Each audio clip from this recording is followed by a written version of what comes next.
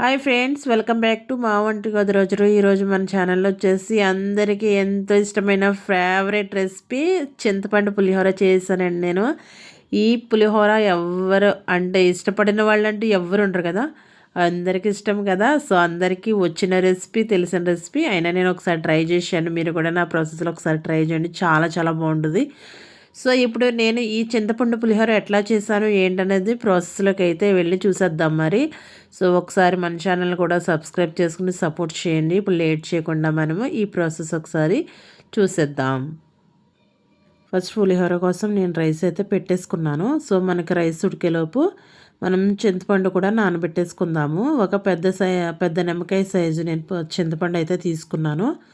ముందుగానే నానబెట్టేసుకుంటున్నాను. ప్రాసెస్ అయ్యేలోపు మనకి చింతపండు బాగా నాని గుజ్జు అనేది బాగా వస్తుంది. అందుకనే ముందే నానబెట్టేసుకుంటే మనకి గుజ్జు బాగా వస్తుంది.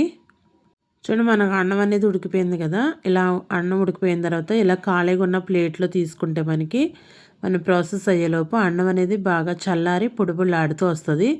అందుకనే నేను ఇలా ఖాళీగా ఉన్న ప్లేట్లో అన్నం అంతా తీసేసుకుని చల్లార్చుకుంటున్నాను. సో ఇప్పుడు ప్రాసెస్ స్టార్ట్ చేసేద్దాం. దానికోసం నేను ప్యాన్ పెట్టేసుకుని ఒక 2 to 3 స్పూన్స్ ఆయిల్ వేసుకున్నాను. ఒక గుప్పుడు పల్లీలు వేసుకుంటున్నాను. అలాగే 1 స్పూను పచ్చెనగపప్పు, అలాగే 1 స్పూను మినపప్పు వేసుకుంటున్నాను. అలాగే 1 స్పూను ఆవాలు కూడా వేసుకుంటున్నాను.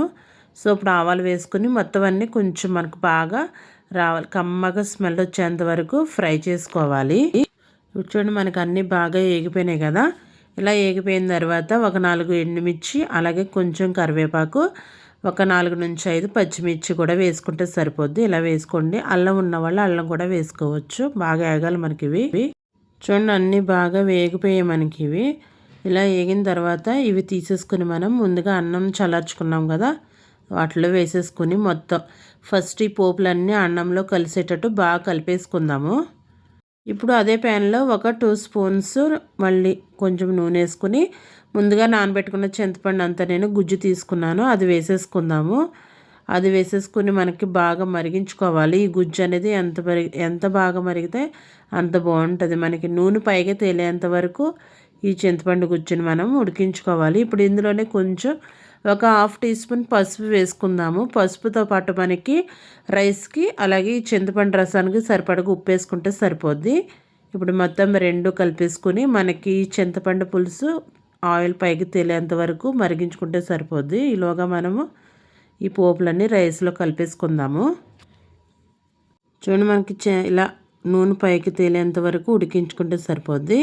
ఇప్పుడు మనం స్టవ్ ఆపేసుకుని ఈ చింతపండు రసం అంతా మనము ముందుగా పోపులు కలుపుకుని రెడీగా పెట్టుకున్నాం కదా, ఆ రైస్లో మొత్తంలో కలిపేసుకుందాము. మనం రైస్కి తగ్గట్టే తీసుకున్నాం కాబట్టి మొత్తం చింతపండు రసం అంతా ఒకేసారి వేసేసుకున్నా పర్వాలేదు. సో మొత్తం ఆ చింతపండు రసం అంతా ఒకసారి కలిపి వేసేసుకుని మొత్తం రైస్లో మొత్తం కలిసేటట్టు ఒక్కసారి బాగా కలిపేసుకుందాము. అంతా బాగా అంటే రైస్కి అంతా బాగా కలిసేటట్టు ఈక్వల్గా కలిపేసుకుంటే సరిపోతుంది. చూడండి, ఫైనల్లీ మనకి ఎంతో చక్కగా చింతపండు పులిహోర అయితే రెడీ అయిపోయింది. చూసారు కదా, నోరు ఊరుతుంది కదా. అందరి ఫేవరెట్ రెసిపీ కదా ఈ చింతపండు పులిహోర. చాలా చాలా టేస్టీగా వచ్చింది, చాలా బాగా వచ్చింది. డెఫినెట్గా ట్రై చేయండి. ట్రై చేసి మీకు ఎట్లా వచ్చింది అనేది కామెంట్ సెక్షన్లో చెప్పడం అస్సలు మర్చిపోద్దు. వీడియో నచ్చితే లైక్ చేసి షేర్ చేసేయండి. అలాగే మా ఛానల్ సబ్స్క్రైబ్ చేసుకుని సపోర్ట్ చేసేయండి. Thank you for watching.